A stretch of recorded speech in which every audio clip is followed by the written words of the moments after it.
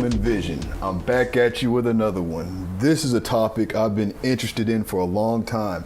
This is the NeuraLink by Elon Musk. This is basically a computer that you can get implanted in your head that helps you do things you wouldn't normally be able to do. If you've been, tapped in with me for a while now, you've known I've been talking about this forever. I talked about this since before the first podcast in what I call the podcast before the podcast. This NeuraLink, I think, has great potential to benefit society and destroy society. And I'll kind of get into that as I break this down. But I do want to show you this video. This is a presentation he gave, and he's showing you exactly what they're doing right now and exactly where they're at right now, and it's pretty incredible. It's pretty amazing. Take a look for yourself. Here you can see Sake, it's one of our other monkeys, typing on a keyboard. Now this is telepathic typing. So to be clear, this is telepathic typing. This monkey is not touching the keyboard. He's using his mind only. He's not actually using a keyboard. He's moving the cursor with his mind to the highlighted key. Now technically, can't actually spell, and so I don't want to oversell this thing.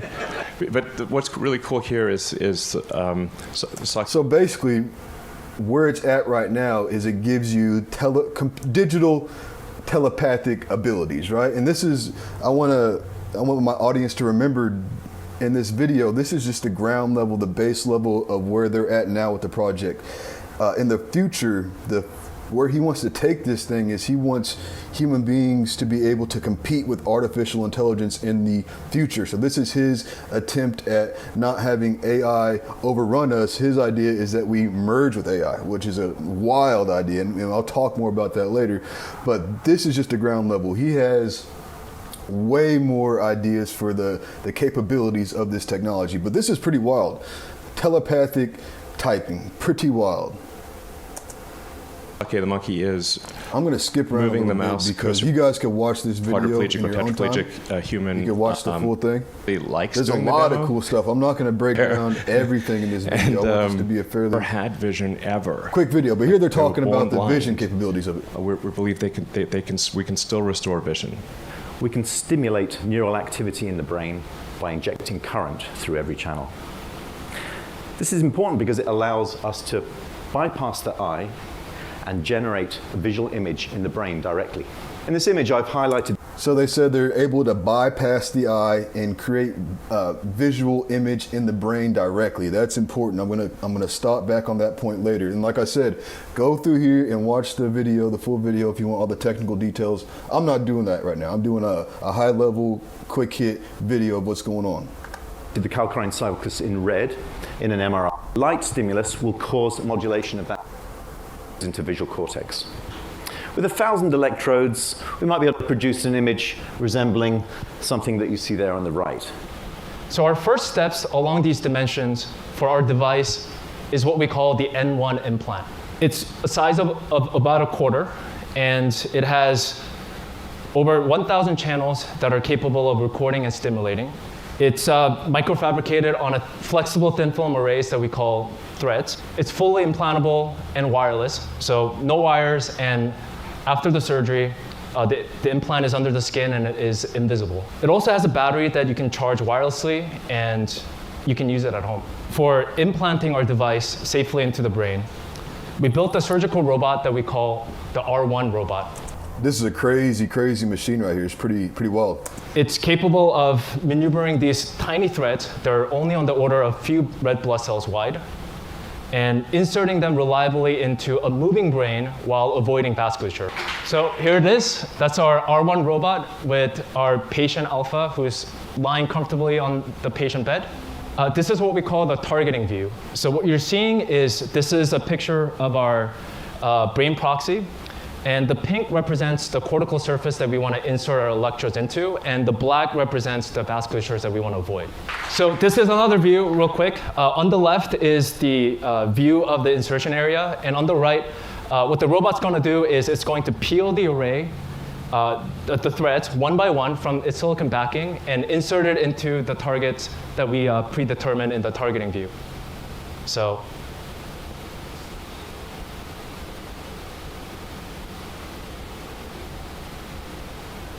There you go. That's the first insertion. I mean, this stuff is wild. They'll be able to directly stimulate specific parts of your brain with these microfibers that they put in your brain, and they built a machine to do it. Wow, wild.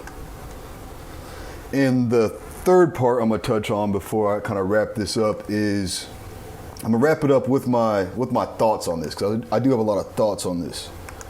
But the third part, this is where it gets interesting. So they also are wanting to get paralyzed people. They're wanting to give them the ability to walk again, which is pretty cool. They're able to stimulate certain nerves and whatnot in the brain and the spine in order to get somebody to walk. And you can watch the technical stuff. I'm gonna send you straight to where it gets kind of exciting around here. It has more than one NeuraLink device. There's a device in the brain, but there's also one in the spinal cord. And we can stream neural data from these devices in real time, and use them to do things like decode the movement of the joints of the pig. So here you can see on the left a time series of the hip, knee, and ankle, and we're decoding those movements. So this is super cool, but that's actually not what we want to do. We want to go in the other direction. We would like to stimulate the spinal cord and cause movement to occur. Okay, so let's stimulate on an electrode. So here's one electrode on one thread that when we stimulate causes a flexion movement of the leg. So on the left, you can see the movement of the joints, and you can also see the time series of the stimulation pattern in yellow. So the leg is moving up. Here's another electrode, which when we stimulate causes an extensor movement. This is actually a little harder to see because the leg is straightening and the hips are shifting, but if you look carefully, you can see how the leg is moving. We can stimulate on a great variety of threads and produce different movements and actually sequence them spatial-temporally to provide patterns. So on the left, you can see a time series of different stimulation on different electrodes. You can see the movements of the joints. And on the right, we're zooming in on muscle activity that gives us an idea of the kind of strength and power and specificity of those movements as well. So this is what they're working on right now. This is not science fiction. This is not an idea, a cool, fun idea that's just in the realm of thought. This is something that's actually in reality being tested and developed on animals right now. So what they proved today is that they can have a monkey touch things digitally with his mind, right? He can move things around digitally with his mind, and they can get a pig to move his leg according to the firing of the neurons through the NeuraLink. So it has crazy implications of really interfacing with technology in a really, really, up close way. That's kind of what they demonstrated today.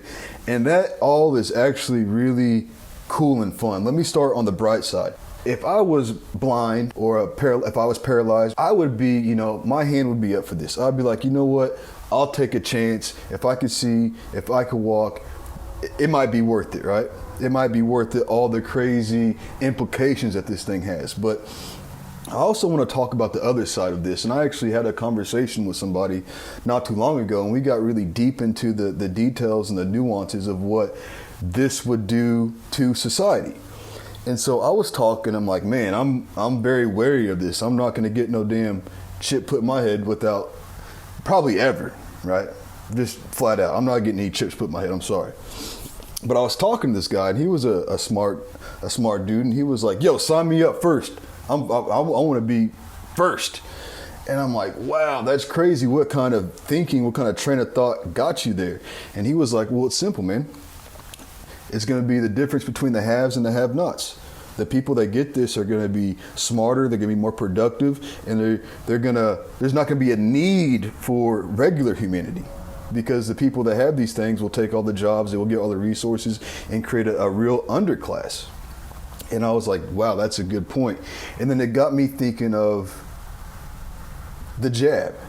It got me thinking of like the kind of separation that happened during, the pandemic when people were like getting pressured to get the jab, and other people were saying, no, I want to be natural. And other people were like, no, you need this. And it got to the point where there was real divisions between friends and family, and there was a real thing in the media. It was like, if you didn't get it, you were a bad person and you were harmful for society, and if you did get it, you're a better person for society. And I see that happening times a million with this thing. I think the social divide there's going to be after this gets released it's whatever social differences we have now, they're going to be exacerbated by this. Like, I know for a fact there's going to be people like myself, and I've talked to a few of them already, that are going to be humanists. They're going to resist the idea of getting something implanted in their brain by some tech dude, right? Who really think that's a good idea? Who really thinks these people have our best interest at heart? I don't, and I think a lot of people are going to feel that way. But there's also going to be a whole nother movement of people that are like, yes, plug me into the matrix. I want to go even deeper, right? And that's going to create a lot of friction in society of the humanist versus the like AI hybrid humanist. You know what I mean? And I see that becoming extremely volatile. And if you could kind of project how this stuff will get rolled out, it'll be rolled out with like, you know, the richest, most elite people will get them first once they get it all figured out. And then the kind of rich people, and then it's going to slowly get, you know, rolled out for the common man to have it. But I think by that time, you're going to see a massive divide. I think you're going to see some legitimate protests behind it because it has really dangerous implications, right? If you have a computer plugged up in your brain that you don't have full control over, right? We don't have full control over these phones we have. The only control we have over these phones, and we see how much damage, how much good things and how much damage the phones have already brought into our society. But at the end of the day, I could turn my phone off. At the end of the day, I could leave my phone at home. At the end of the day, I could throw my phone in a pond, right? And just go along with my life. But once you get this thing implanted in your head, it is in your head until you get it surgically removed. And when I think about this, and I've seen, I mean, let's talk about 2020. Let's talk about Tuskegee experiments. Let's talk about all the wild things we've seen throughout our history. Let's not think that these people are so benevolent, right? These people, power-hungry people, are going to do what power-hungry people do. And even if you do believe in one of these tech gurus and you think they have your best interest, what happens after they die? And the next powerful person takes it over. You think they're going to have your best interest? So, like, think about this, really. If you have a thing plugged in your brain, they could be sending you all types of frequencies. They could be giving you all types of subliminal messages. They could really control the way a person thinks. They could really control a class of people that move like a hive mind and that will, you know, swim whatever way they want them to swim and do whatever they want them to do. This is, even though this is reality, this is some sci-fi stuff. I don't know if any of you guys are familiar with MK Ultra and the Manchurian Candidate, and when the CIA in like the 50s and 60s were trying to experiment with making basically like a zombie killer or like an assassin who would assassinate somebody on command and then not even realize why they did it or not even remember that they did it, right? Creating like super assassins.